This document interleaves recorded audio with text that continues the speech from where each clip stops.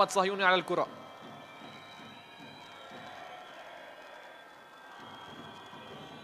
صهيوني يلعبها للأمام، عرضية رأسية، يا سلام!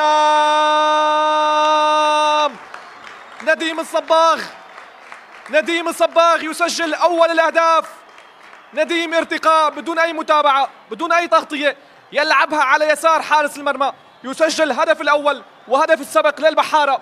فرحة الجمهور وفرحة اللاعبين، هدف الأفضلية عن طريق نديم الصباغ، وثاني أهدافه لنديم، ثاني الأهداف بعد ما سجل 2021 بذكرى لكل التشارني. أتحدث عن اللقاء اللي كان مع قدوم الكابتن ماهر بحري إلى تدريب فريق تشرين. كرة لعب عرضية، رح نتابع ونشوف كرة خطرة. هو كلود، هو إيكيه الكاميروني الجميل يسجل ثاني الأهداف.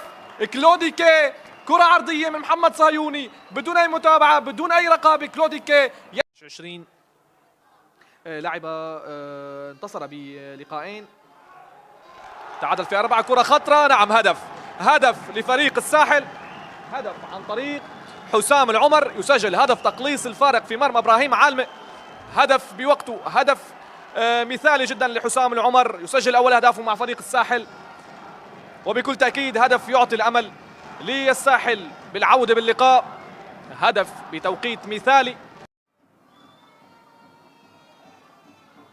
مروان زيدان، يا سلام، انطلاقه من مروان، ممكن يلعب العرضيه. مروان يلعبها خطره جدا، صهيوني قاتله خالصه. محمد صهيوني يسجل الهدف الثالث لتشرين. محمد صهيوني يتوج تعبه ويتوج مجهوده بعد 2 اسيست من محمد صهيوني، اخيرا يسجل الهدف الثالث.